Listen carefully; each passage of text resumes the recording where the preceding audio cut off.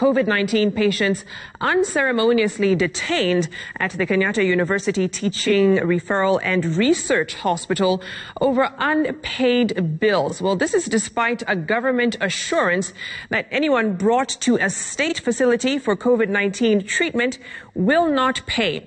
Well, joining me now is Jackton Otieno, who is speaking on behalf of his sister. She was declared COVID-19 free, but is being held at the hospital over a 61,000 shilling bill. Jackton, thank you so much for joining us this evening. So when was your sister admitted, and at time of admission, what was she told? So my sister was admitted on the 9th of July. And when we were actually personally took her together with my brother. And when we took her to the hospital, we were very clear. We asked, are we going to pay anything or it's free, or it's free, And the hospital was very clear that this service is free. This is a public hospital, and any patient who is brought here is not expected to pay any amount. I must say, at the KU, we received very good service. The hospital is an amazing facility. Walking in, I actually thought I was in a foreign country. So I must say the hospital is doing an amazing job, but I'm just really concerned, that patients are actually being detained because of the hospital bills. And then just to clarify, when you were told that she didn't have to pay anything, was that verbal or was there some sort of documentation? Okay, I get you. I mean, it was really verbal, because by the time we were admitting her, we actually met one of the patients who was being discharged and asked, she had stayed there for about, I think, like 2 months. She told us, not paid anything, it's free.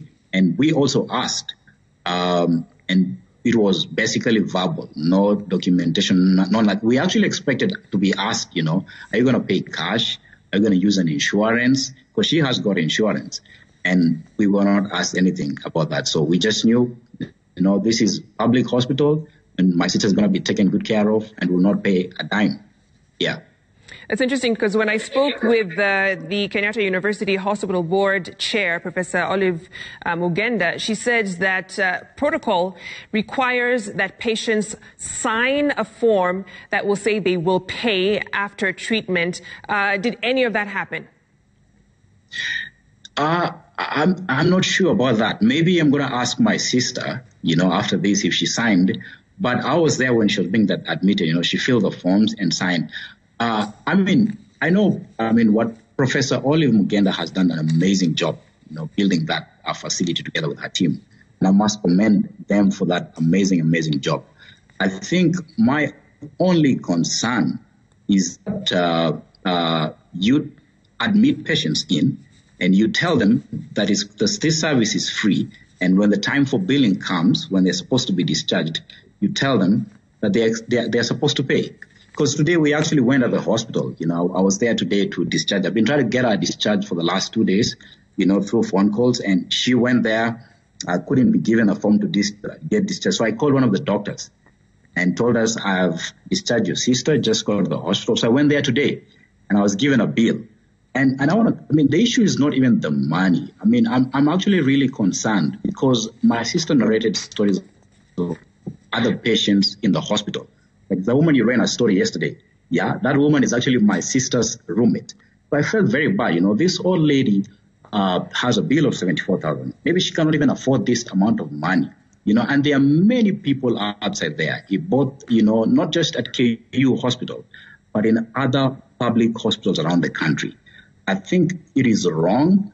It is injustice, because this is time. It's a very hard time for many different people in the country. So I don't think it's the right thing to actually take advantage. That's how I look at it, of the poor, and communication should be very, very clear. If you are going to charge, ask for the insurance or, say if you're going to pay cash and sign, but not when you're supposed to be discharged. That's when you're told now you're supposed to pay. I don't think that's right. And that breaks my heart. I hope something can be done about this. And did the hospital explain as to why they were kind of going against this government directive, or at least expectation that it would be covered? Yeah, I mean, yeah. So today I had a very interesting conversation with one of the accounts guy there. Now I asked him very logical questions. So, was this service free? He said, yeah, it was free. So why am I supposed to pay? You know, if this service is free, why am I supposed to pay this bill? You know, and the reason he told me is that the government has not released money, and they have also not received instructions from the CEO of Kenyatta University Hospital. So what I did, I called a few friends of mine, and actually one of them had the contact of the CEO and tried to call, but unfortunately he was unavailable. You know, so the guy was just doing his job. I couldn't blame him. He says we haven't received direction or instructions from our CEO regarding this. All right, Jackton, thank you so much for your time, and hopefully this issue is resolved quickly. I'm sure you want to be reunited with your sister very soon. Thank you so much. Yeah. Thanks, Vicky. I hope the government out there does something about this, because there are a lot of poor people out there.